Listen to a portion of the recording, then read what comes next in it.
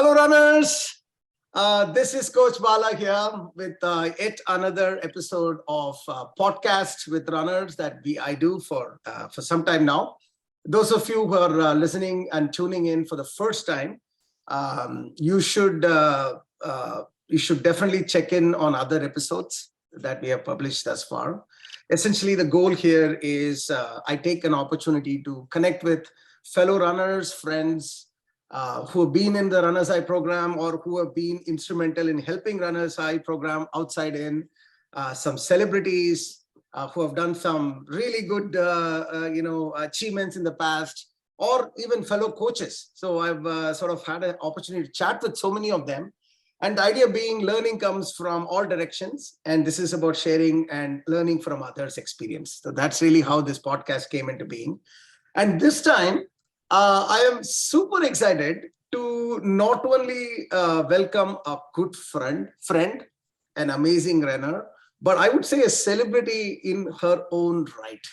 I'm welcoming her for the second time in a podcast. I think this is the first time you're actually having a podcast for the second time. It is with extreme pleasure and an honor to invite my good friend, Sonia, back to our program. Welcome, Sonia.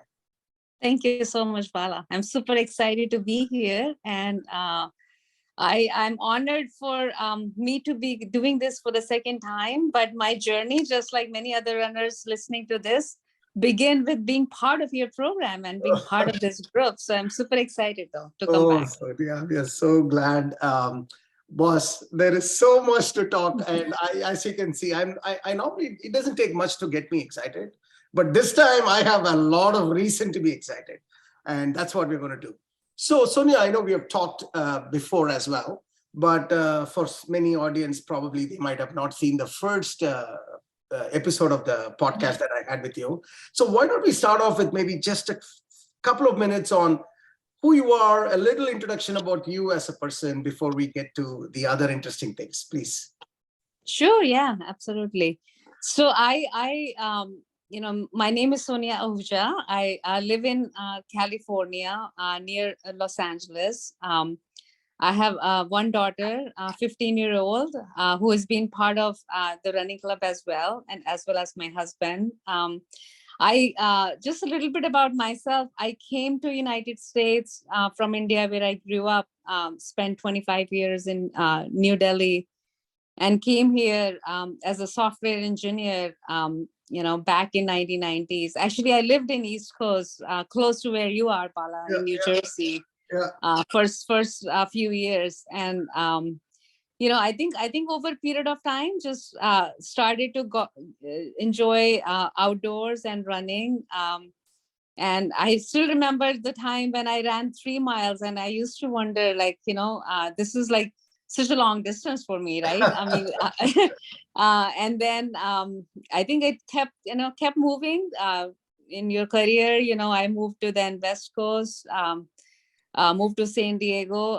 The weather was amazing there. Just met few runner friends, and started to kind of enjoy more of that and spend more time. So yeah, that's a little bit about myself. It's awesome. And your daughter and your husband also ran with us in Runners High, isn't it? They were part of one of the seasons, doing 5Ks, 10Ks. So audience, this is a running family. And as Sonia said, she started off 25 years in Delhi.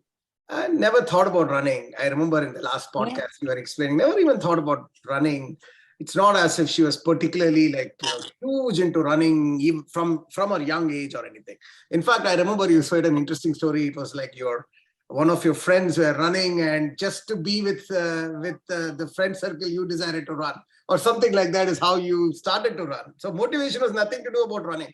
It was about just be with my friends. So let me continue to run was the story. And one thing led to another, as it happens with all of us. It just slowly, the community, the friendship, and the running is a very positive sort of activity. And she experienced it. And Sonia, you must have done multiple half marathons and full marathons, I'm assuming, in the early stages of your running, isn't it? Yeah, I mean, interestingly, I never, I ran distances like 7 miles was kind of my longest time was like I ran 7 miles, probably the longest, right? When I moved to California, that's when I started to, my first marathon was actually not very long ago. If you will not believe that. It was, I would say 2015 or something, 16. Okay. So it's like, little over 10 years. When I raced my first marathon, right? And obviously that's a history now when I look back of, how that came about. That's awesome. So first marathon you did, and I think you did you liked it. I remember. Then you started doing pace, and I think you even qualified for Boston, and you actually ran Boston Marathon as well, isn't it? Yes, I qualified for Boston. Actually, I had a toe fracture right before Boston. So many people were questioning, or I was even questioning whether I'll be able to do it or not. But just like anything, as they say, 80% of it is mental. And, at that point, my mindset was just go and show up on the start line and we'll see what comes along. If you feel pain, take a painkiller, keep moving. I'll walk if you needed to and see where I finish. And I ended up finishing in 4 hours, 15 minutes with a toe fracture. So I was pretty happy with that. Oh my goodness, guys! In case you missed that out, she qualified for Boston. That means she ran a killer race, some other race. I think you ran sub 3:30 or something to get qualified. Is that 3 hour 25 minutes? Yeah, something so? like that. So is that your PR in full marathon, or do you Yes. have? So that's a no, PR. that's it. Right. See, she got a PR 3:25 in some other full marathon and got qualified for Boston, which itself is a pretty incredible thing. And then she has this toe fracture. And then, you know what? Any other lesser human beings would just say, and it sucks, bad luck, and let's just forget about it. But, Sonia, when did I tell Ronia is any lesser human being or even a human being? She's a superhuman being. So she said, okay, toe fracture, then I can maybe walk it out, if at all. Or I go slow, and her slow was 4 hours and 10 minutes, did you say? 15 minutes. 4 hours, 15 minutes. She just went and completed Boston. But guys, just you see the pace at which I'm talking right now. I came to Boston in the first 3 minutes. In other podcasts, probably that would have been the finale, because here we have so much other things to talk, so much more to talk about. So let's move away from the silly Boston marathons, right? So Sonia finished Boston, and then what are your thought processes in long distance running? Where did it take you next? Long distance running. So what happened was, after running a few marathons for me, I didn't feel too tired. I would come back, cook lunch, or go for a walk, or maybe get up in the evening again, and go for maybe another run. So I started to think that, I just got so curious about, should I be recovering and resting, or should I just, if I feel like I can run more, is it okay to get up in the evening again and go for another run when you just finished a marathon in the morning? So that curiosity of mine really pushed me to say, okay, what if I do longer distance and see at what point do my body says, just stop and rest. Like, now you can't do that anymore. And you will not believe that, or you will. You have done a lot of research, Bala. I still have to feel, yet have to have that feeling where I finish and say, okay, I'm done. I can't do this anymore.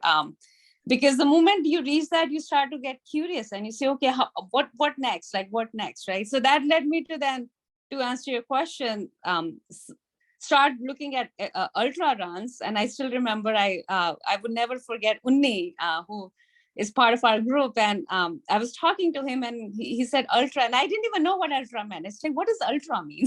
He said, he'd explain me, and I said, oh, so maybe that's what I need to do. I should try an ultra and see what happens. So I signed up for a few 50K, 50 milers, and and kept pushing. And most recently I've done a few hundreds and over 100 miles. So yeah, still enjoying and still keep going. It's like, I think you have a Tara Umra gene blood in your ancestry, or maybe you have directly come from Mexico. Your dad must have, hasn't told you properly. Maybe they picked you up from the Tara Umra tribe, born to run tribe, where running doesn't really exhaust you; it actually energizes you. And which is, audience, she's saying all of this matter of factly because it is matter of factly for her. It's not like, she that's how it is. That's how Sonia is. Like, she just go for the run, She'll say, okay, let me keep running till I get exhausted. And then she realizes she's not getting exhausted at all. So you know what, let's keep going then. And she keeps going like, like a lady, Forrest Gump, you know. So, I mean, that's incredible. And I think Uni, and when Uni gave you that idea, by the way, folks, Uni is also another ultra marathoner amongst us. He's also used to be in one of the seasons. This season is joining again. So Uni, was it the same mountaineering trek that me, Uni, you and all were together in Swiss? Is that when this happened? Yeah, we were in Swiss Alps. You were there, absolutely. And we were talking about running, and that's when Uni's. I think you had said, "Oh, but Uni actually runs ultra." I'm like, like you almost said as if like he's this like celebrity runner, and I'm like just nobody. I'm like, okay, so what does ultra means? And then he explains me. I said, if he can do it, then probably I can do it, because so I came back, then started to look at ultras, and I remember that was right after that trip is when I signed up for the first ultra. That's my memory. Oh my God. So that is, I think, if I'm not mistaken, around 2017, 2018, is that right? Around that time frame, I think, right? Yeah. So here we are, 2018, or 2017, she gets introduced to this concept of ultra. It's not even, she doesn't even know that there's something called ultra marathon exists. Somebody introduced to her, and that somebody was Uni here. And then she goes for a 50K.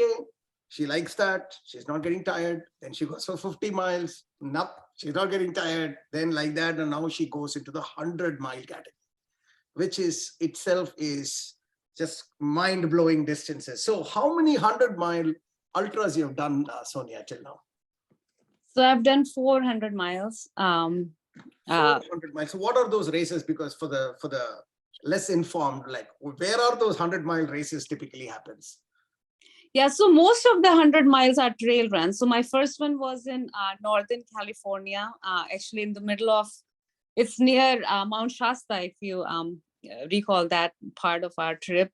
It was during winters, snow, very different. The thing about ultras is each ultras can be significantly different. So it's not like you train for one and you say, okay, I can now just go and kill the second one. The terrain can be so like diverse and different. So the first one was like mountains, hills, very cold, snow. So I completed my first 100 in like 28 hours, I would say, roughly. Continuous running, 28 hours of continuous running, isn't it? Yeah, continuous running. Yeah. There's no sleep, nothing. I change shoes and socks, and I would take a little bit, 5 to 10 minutes lunch break, but that's it. Like no sleeping or no longer breaks. What about restrooms and such? Then if there is a break, you take a restroom break. Yeah, quick restroom break, just like you probably will do in marathons. Got it. And then just keep going. That's it. 28 hours, no sleep, just keep going for 28 hours. Okay. That's interesting. And do you have any support staff in this when you do these 100 miles? How does that work? So some races have aid stations and what they call drop bags. So you could prepare a bag with some food, with change of clothes or socks. That's highly recommended, actually. That's one of my lessons learned. So the first 100, I was so I guess call it naive or uneducated. I was like, okay, if I can do full, I don't need any support. So I decided to do it solo, all by myself, with no crew, no support. I had a couple of drawbacks, which I highly miscalculated because I was ahead of my schedule.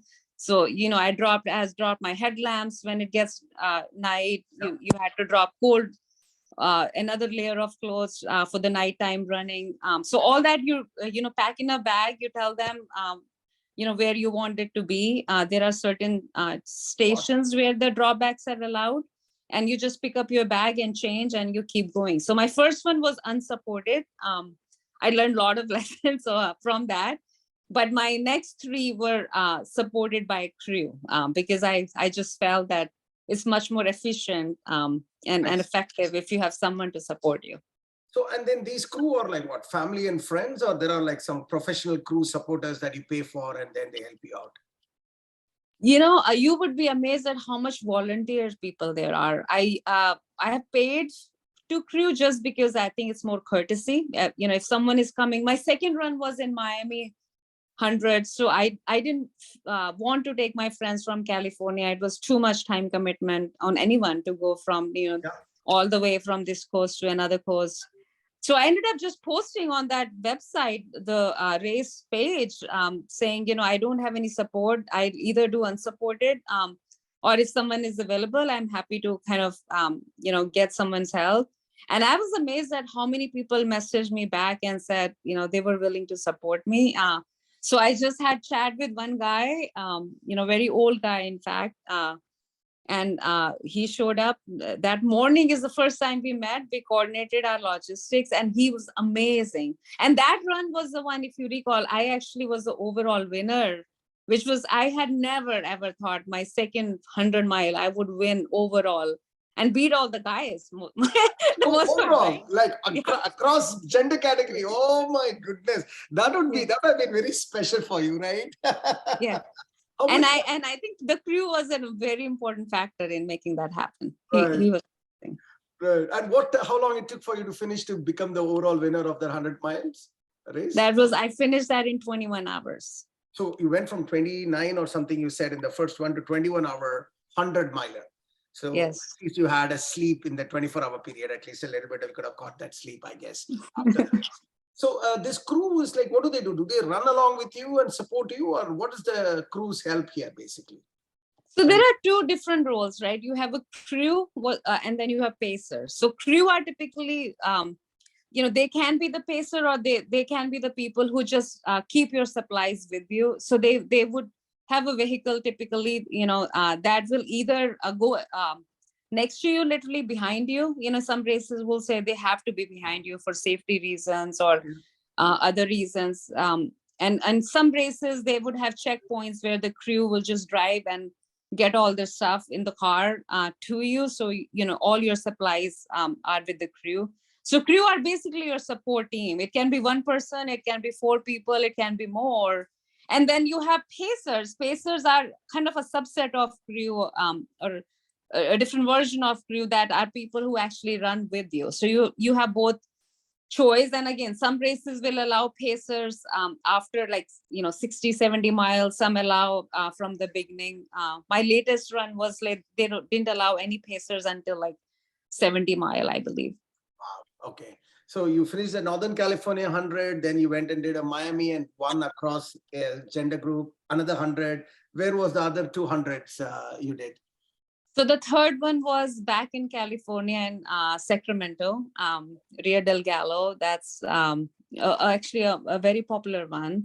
So I finished that in 22 hours. That was all during thunderstorm. So it was a different, again, as I said, the conditions were very different. First snow, second humid and hot like hell. Third was all raining and thunderstorm throughout, and all muddy trails.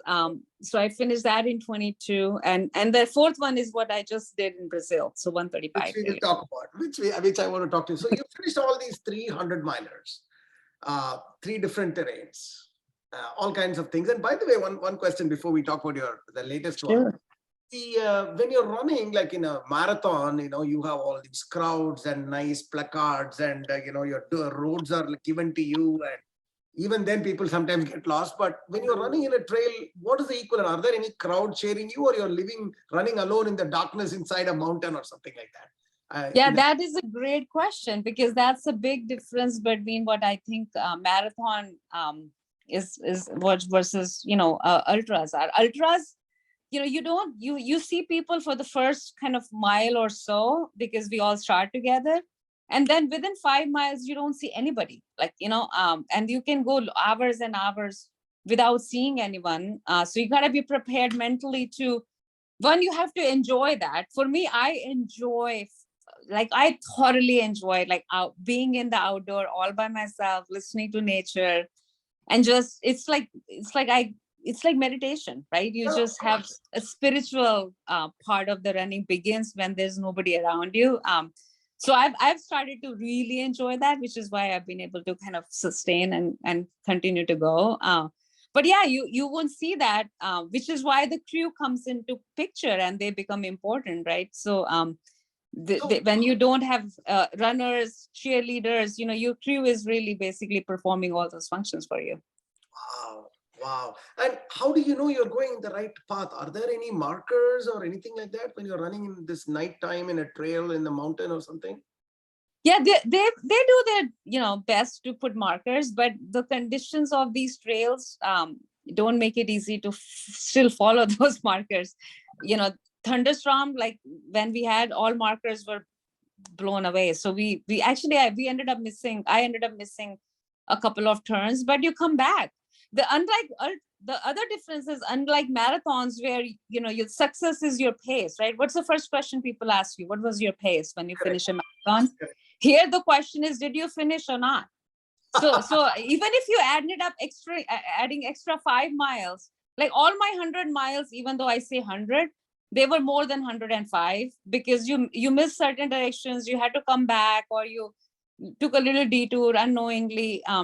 But it doesn't matter, because the success is, we completed that. We ultimately hit the finish line. What pace, what time we took, it isn't as much important as probably in marathon it is. That's wow. Some golden nuggets here, guys. Running, when it becomes meditation, then it is not running. You are within yourself, deep in your thoughts, thinking about having that me time.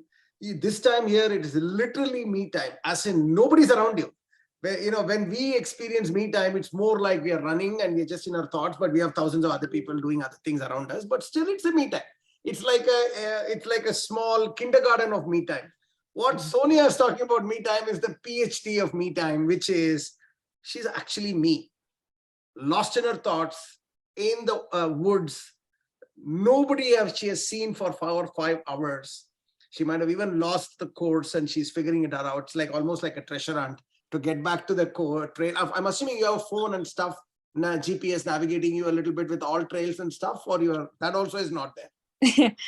The network doesn't work most of the times, but you can download the maps, and you go very old school. Like most of the time I would have literally a visual map in my hand, and if you see you're going a little bit off, you have to figure out how to come back. It's an adventure.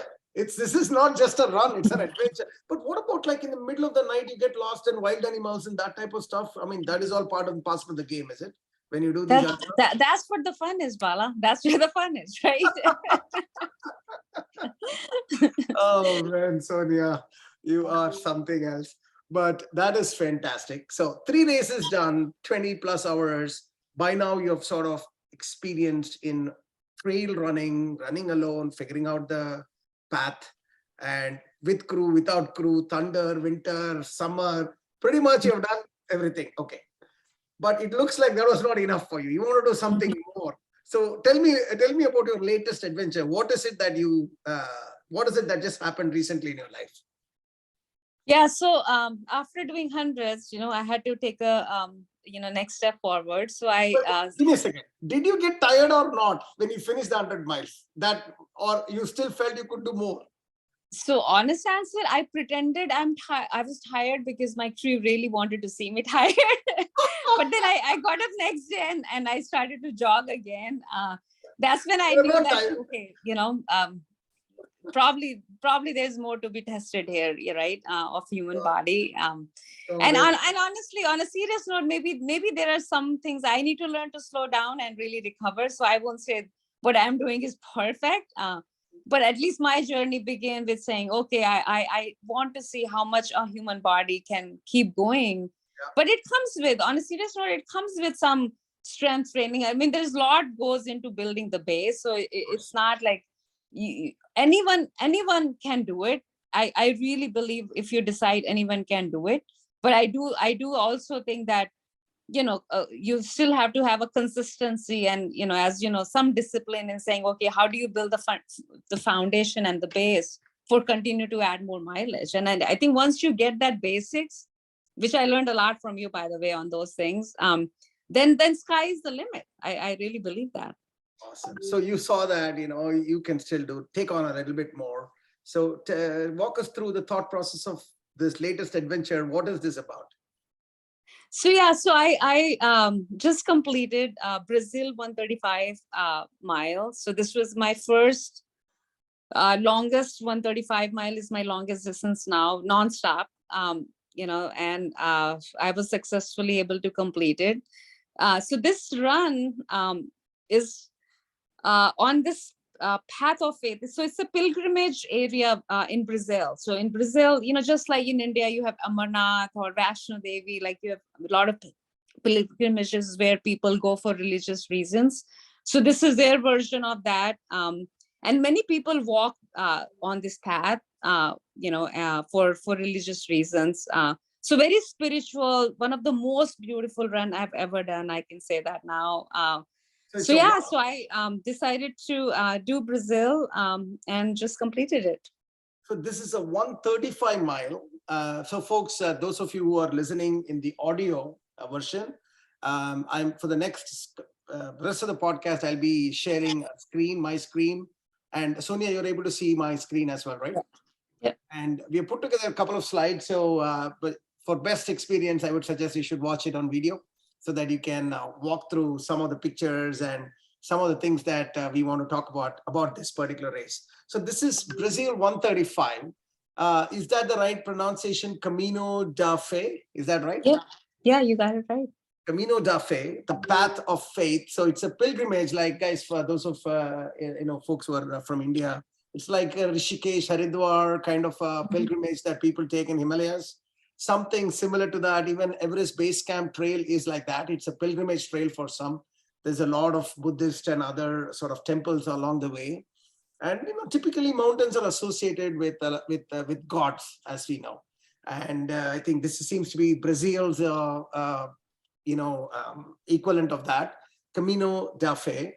And, I think it is near, is it Sao Paulo, Rio, somewhere nearby that mountains? That's where this trail looks like.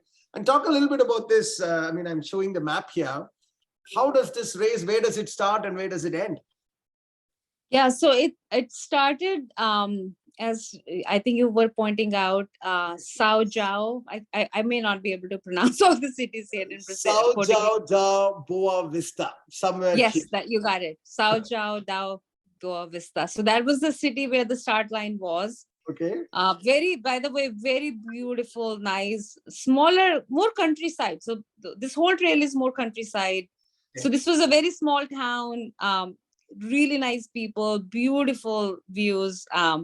So yeah, we started at 10 a.m. Around on this, and then you continue to see where the it's going down towards the map.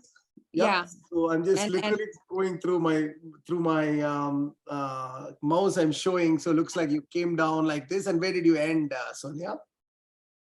So the city that begins with P. So you'll have to point that and read it for me. Paraisópolis.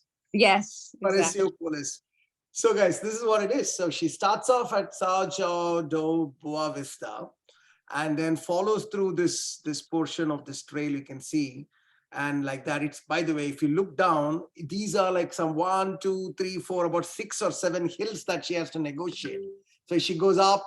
You can see she goes up, comes down, goes up to a further steep hill, and then comes down like this. And then again and again, it's a mountainous region.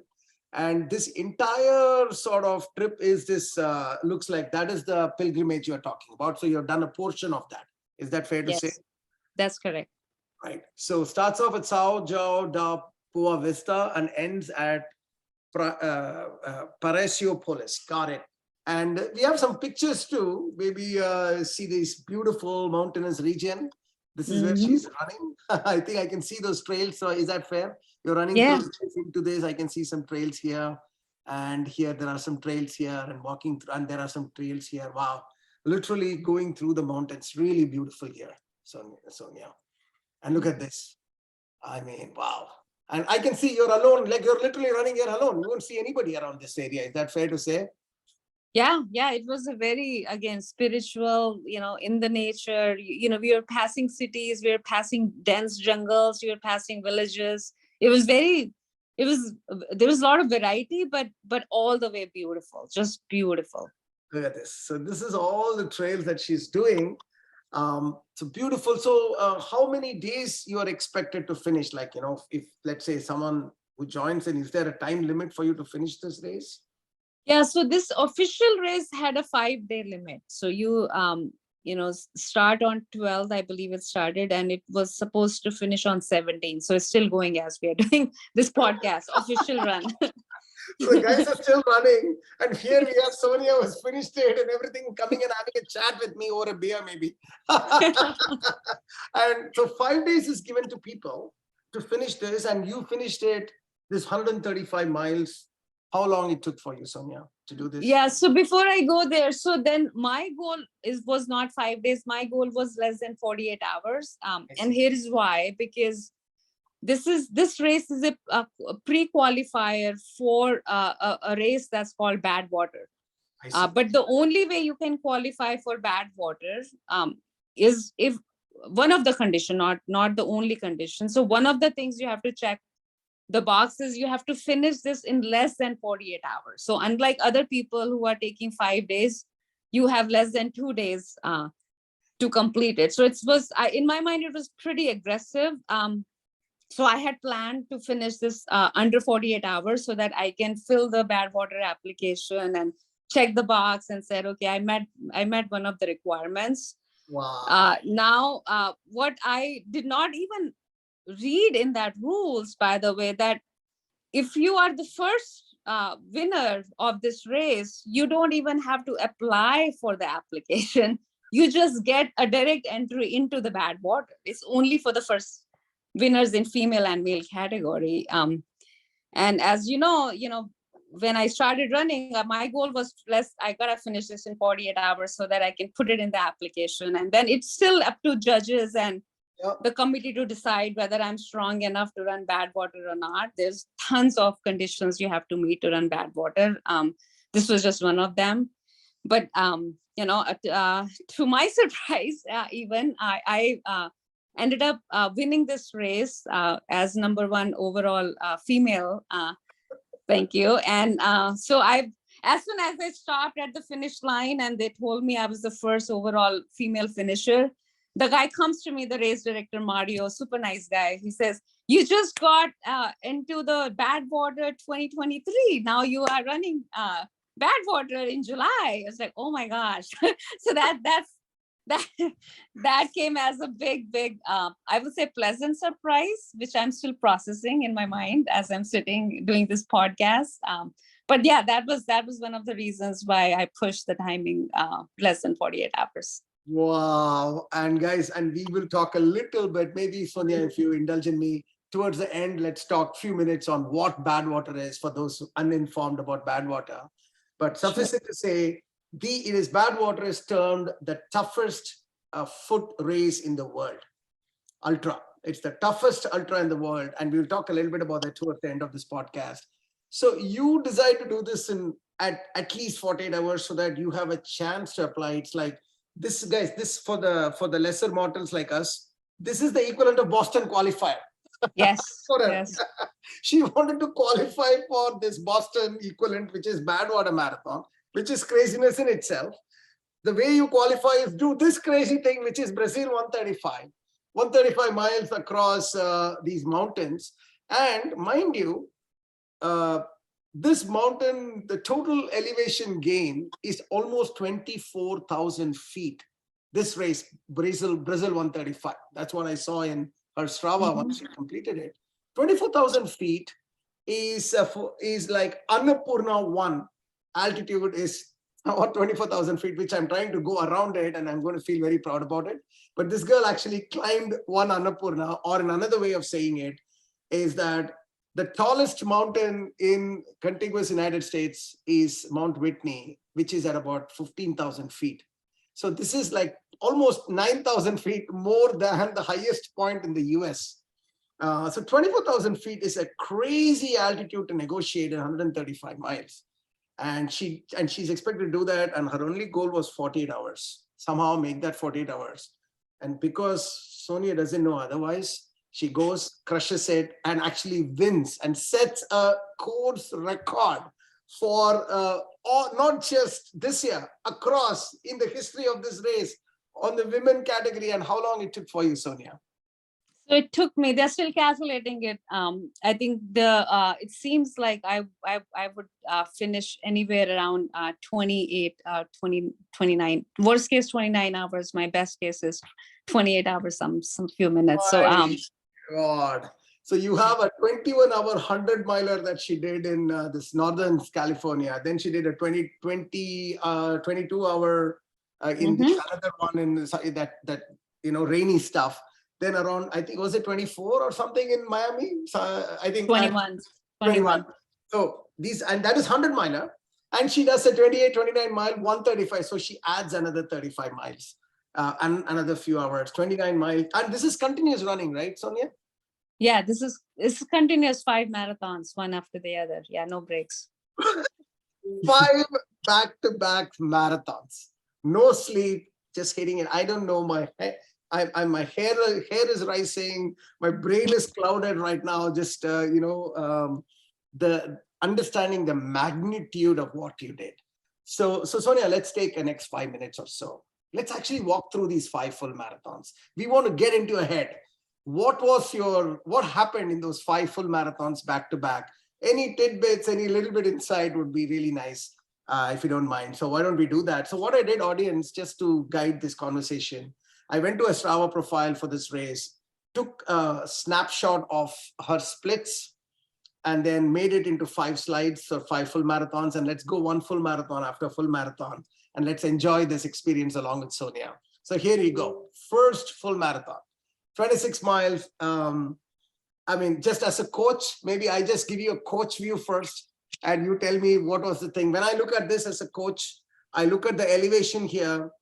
There are some miles that are 325, 400, 500, 572 feet elevation gain. That means she's literally climbing small hills. And when I look at the picture here, you can see it's a pretty steep climb, huge climb. So she's negotiating all of that. And I see, look at her heart rate.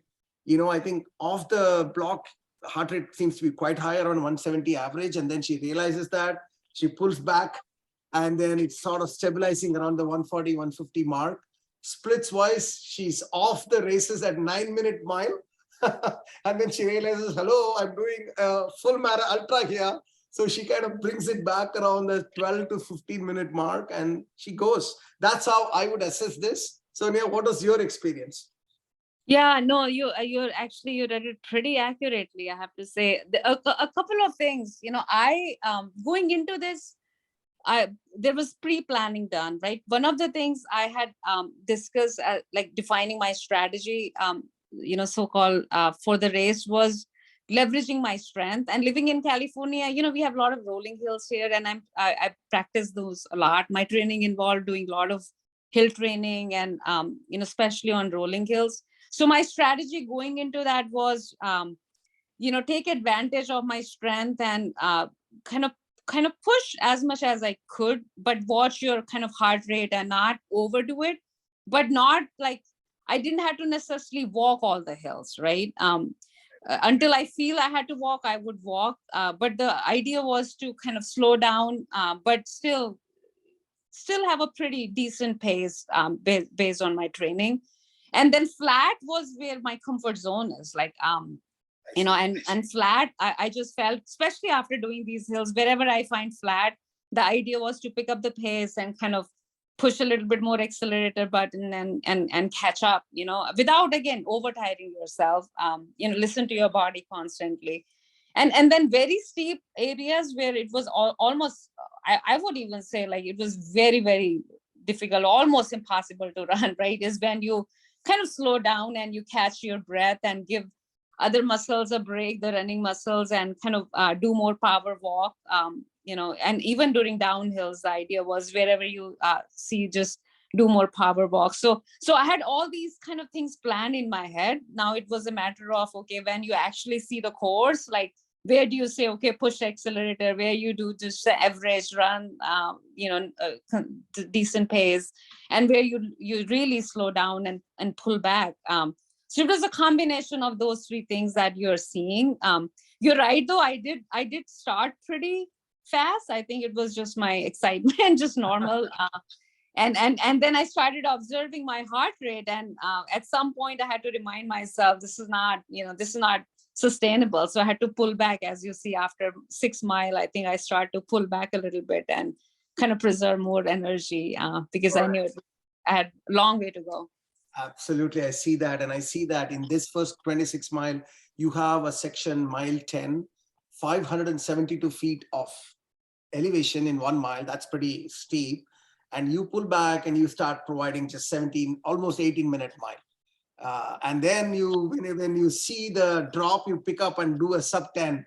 But then I also see a 1 minute, 3 laps. What's the story? What's happening there? 126, 140, 129, mile 18, 19, and 20. Yeah, these were the miles. There was one section of the trail that was completely flooded with water, which literally a minute before, I touched that, the government of Brazil had announced, the state park had announced closure of that section.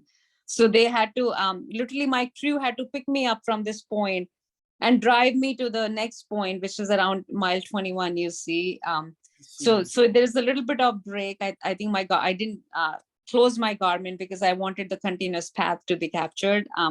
So that's where, they drove me and they immediately dropped me to the next station, and I pick up running from there on.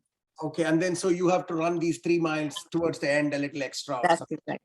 Now the interesting part is these 3 miles were supposed to be very flat, which was kind of exciting for me, right? It's like, okay, these are easy 3 miles in my training.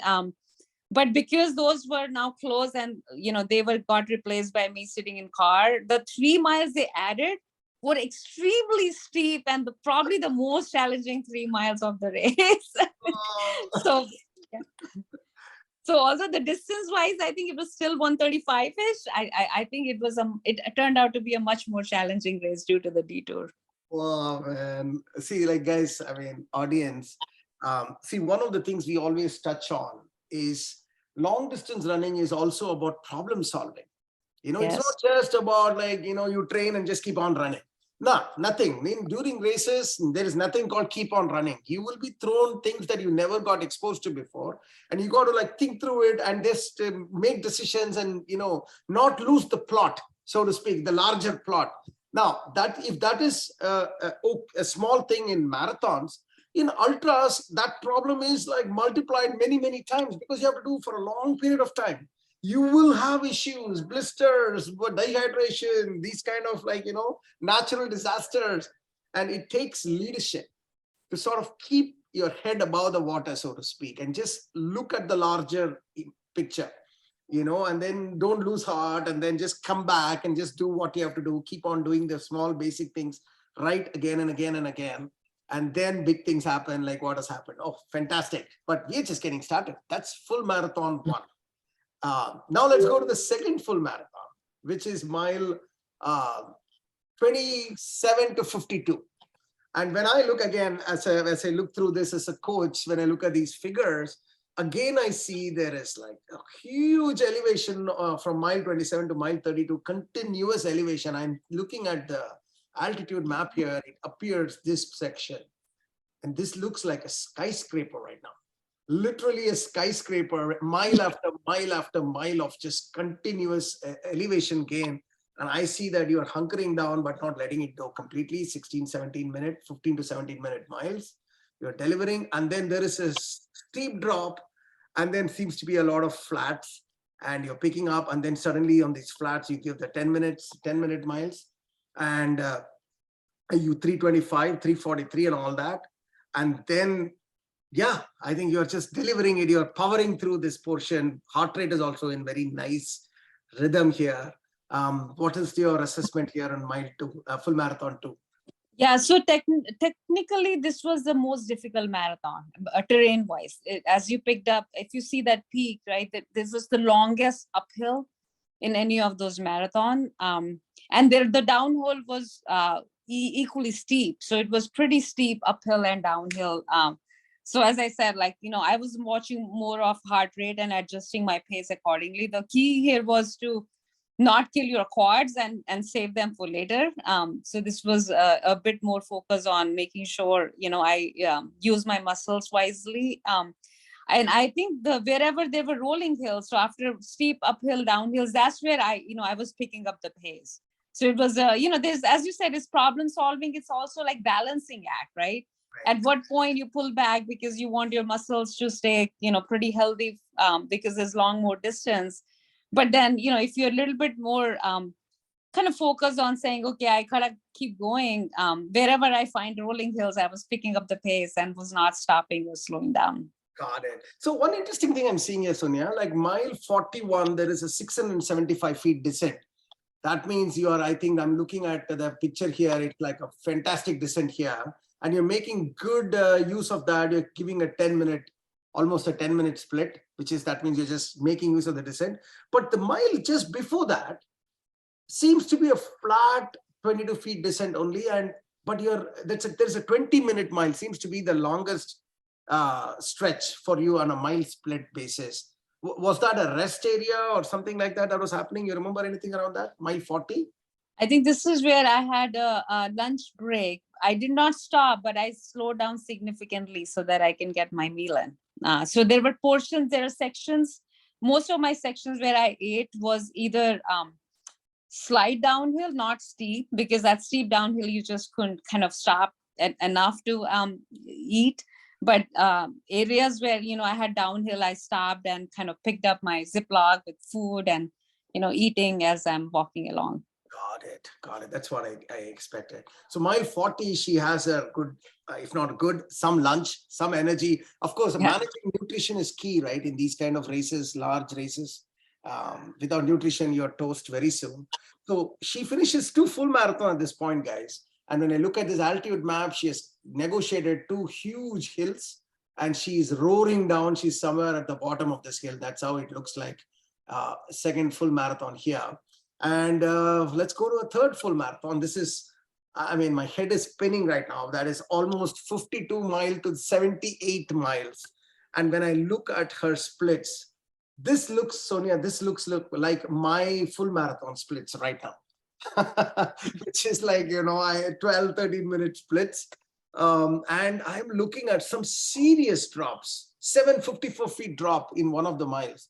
I think even running down is also not that easy, right? When you look at ultras. Okay. What is your opinion? There are 2 or 3 miles with major drops. So how are you negotiating and how was your experience there?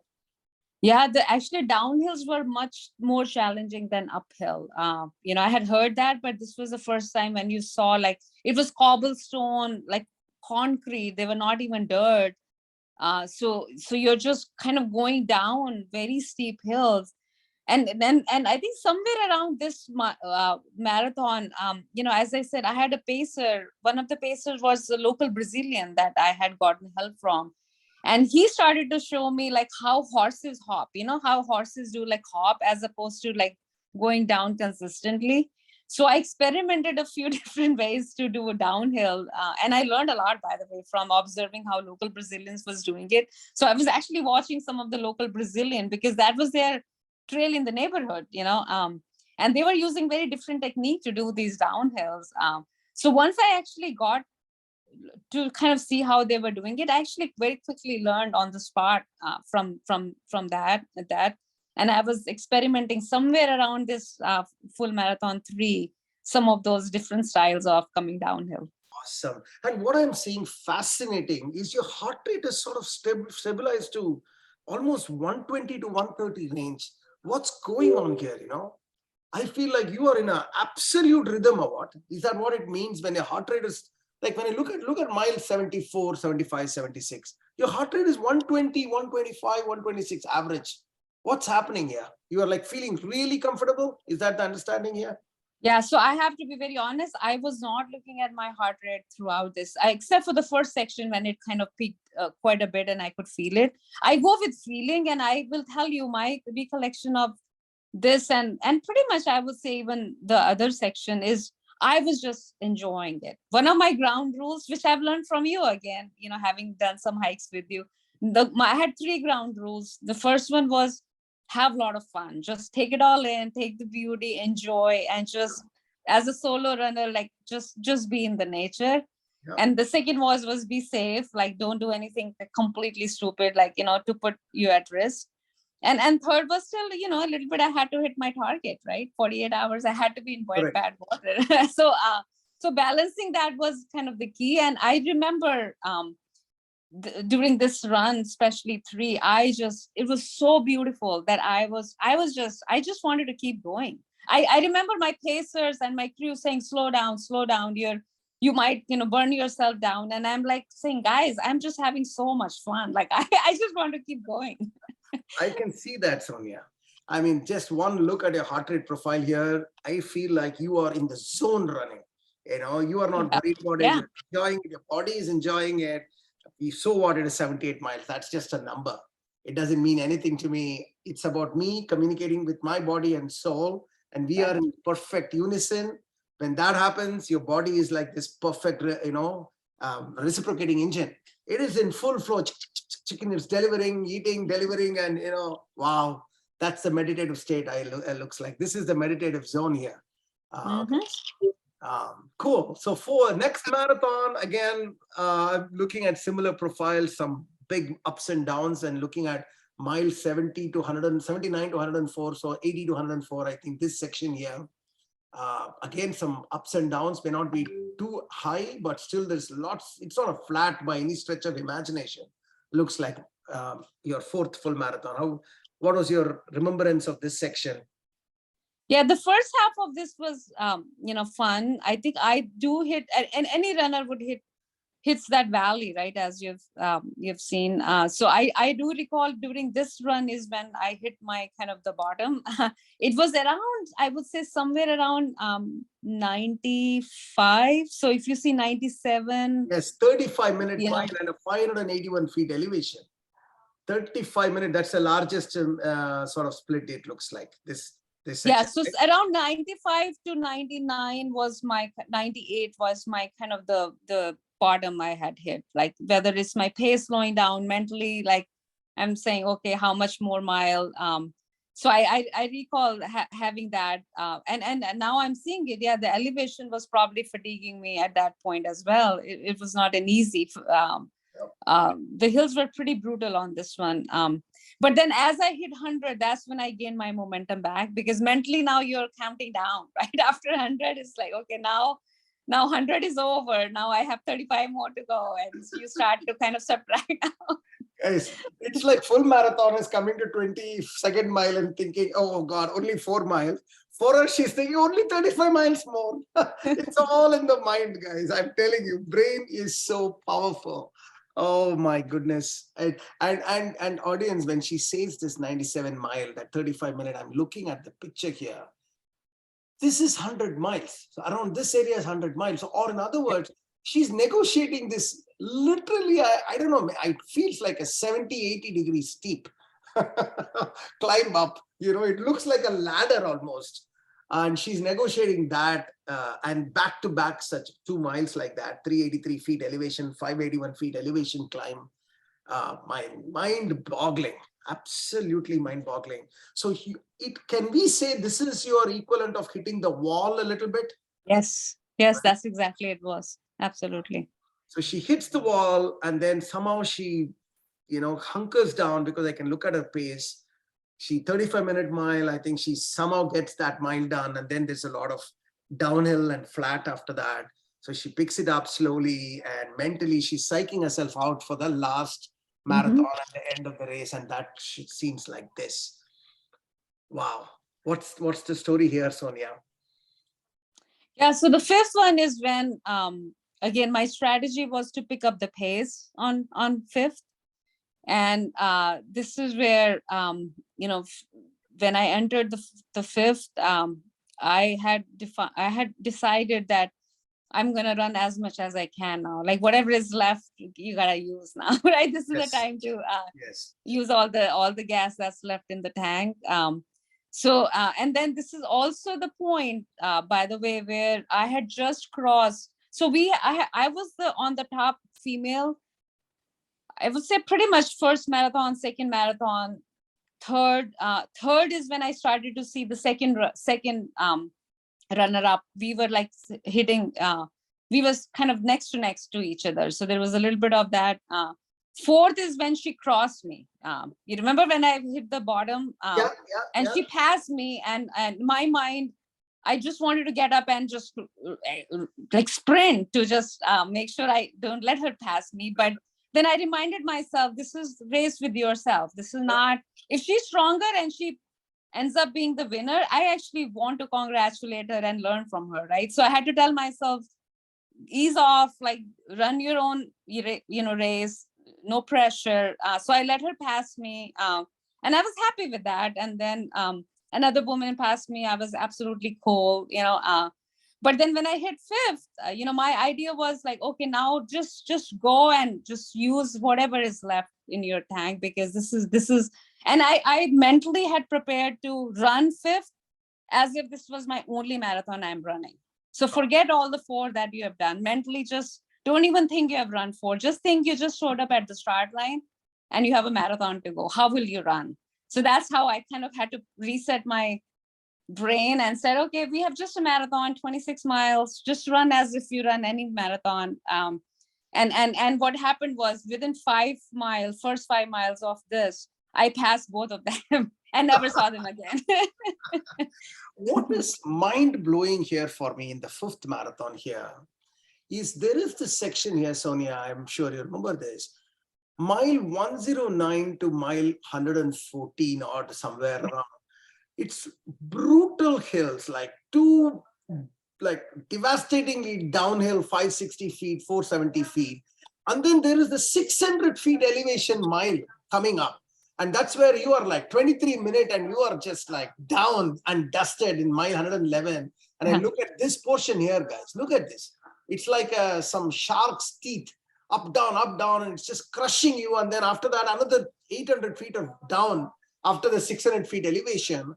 And I'm looking at this, and you somehow survive this section and then come down to the bottom section at mile 125, 126, 127, 128. You're giving a sub 10? Are you kidding me? I mean, this is true beast mode, 126, 127, 128, even though it's a downhill, but still sub 10 at that point in the race is truly commendable. And with that, you come to the last sexy 10 miles. Last sexy 10 miles. And how is this going in the last sexy 10 miles?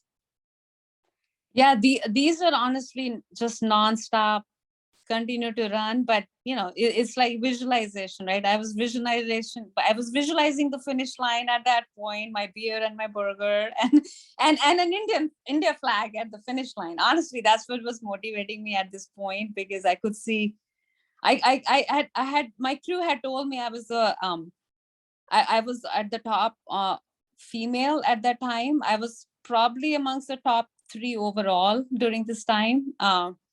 So honestly, at this point, I was already like in the mindset of, okay, I want to see people saying, okay, small Asian woman can also win a brutal race. That was the motivation and why. And I was pretty excited during these last 10 miles.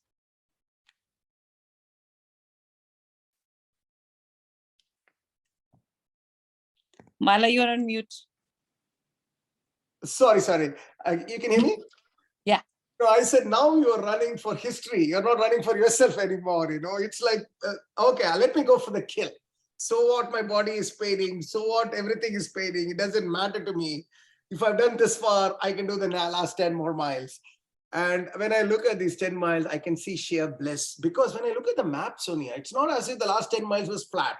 Even the last 10 miles is killer. Oh, Lord. It's just, there were 5 hills. I remember I was told there were 5 hills up and down, and they were pretty steep.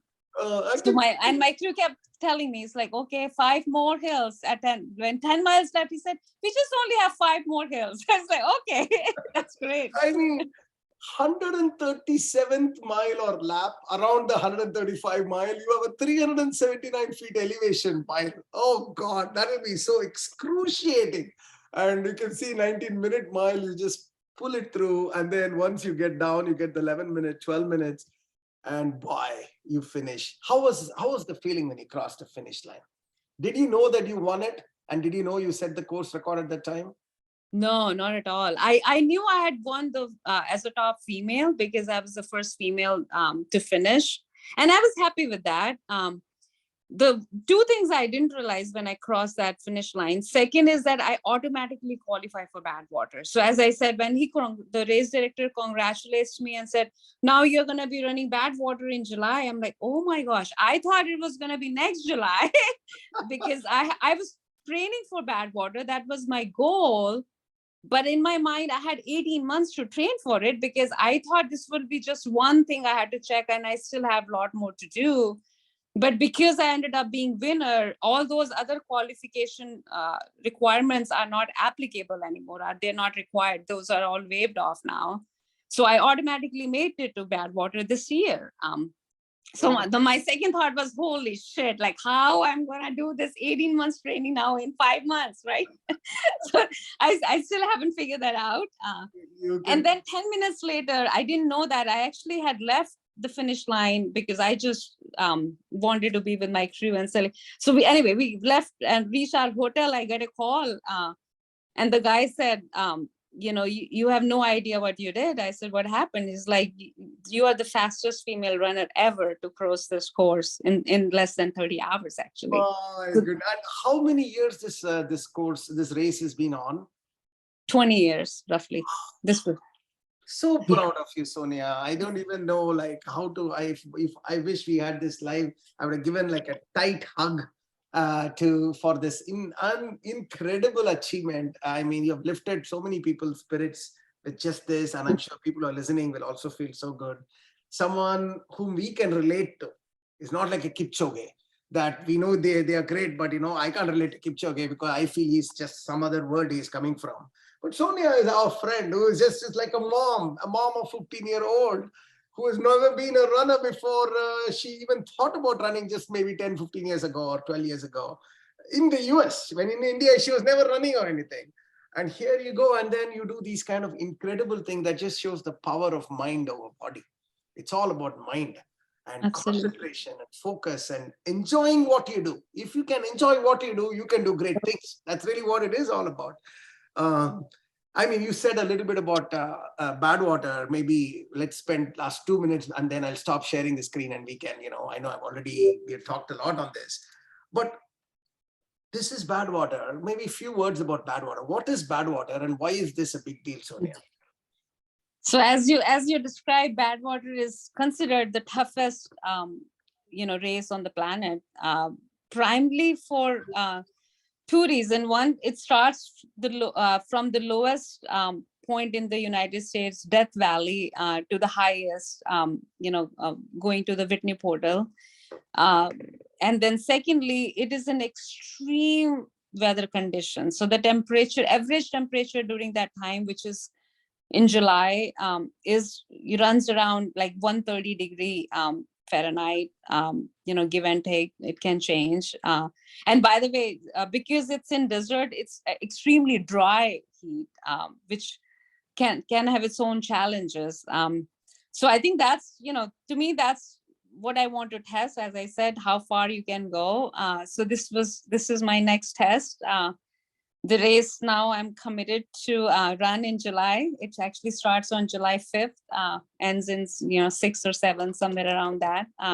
So yeah, that's gonna be my 4th of July weekend now, running Badwater 135.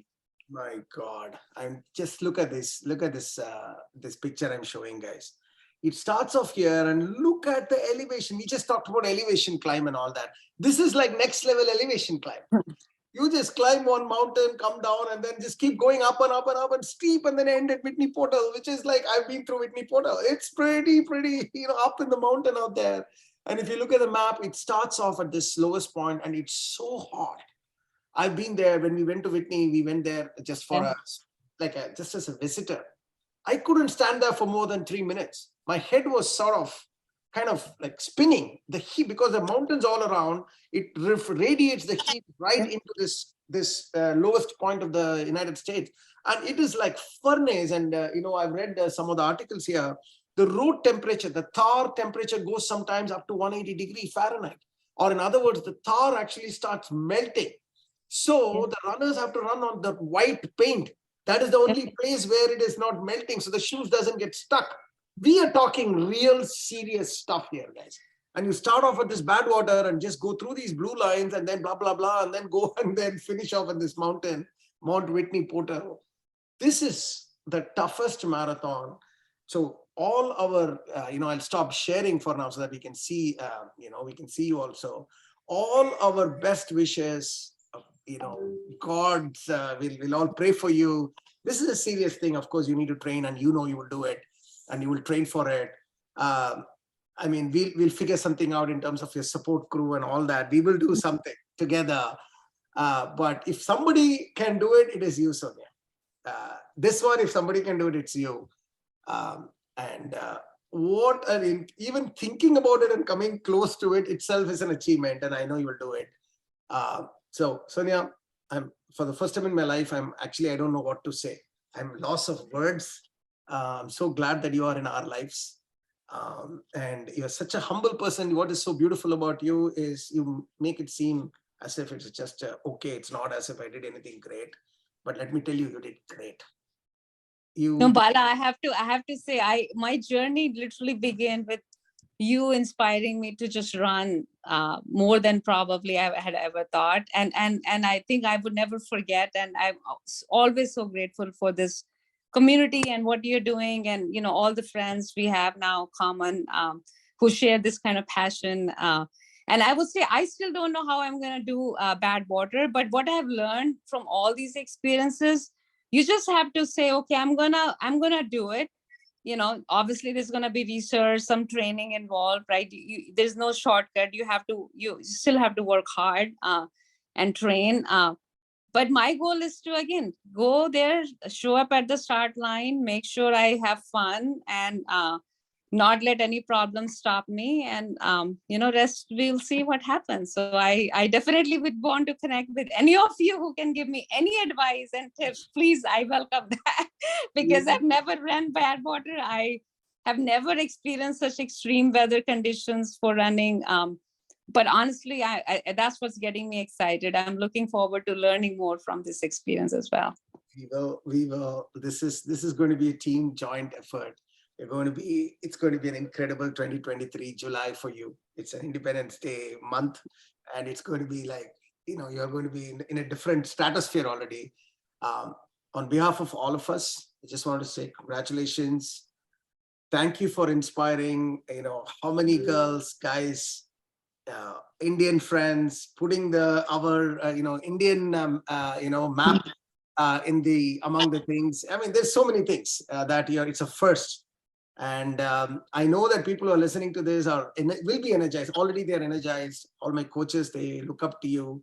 All our runners look up to you. And so, Sonia, as I said, I don't have many more words except to say that you are our hero, and a quick salute to you for your achievements. May the God be with you. May all, health and everything is aligned for you. And let's make this year a truly glorious success. And thank you for your time and sharing. Thank you so much, Bala. Thanks for this opportunity too. Thanks a lot. Take care. Okay.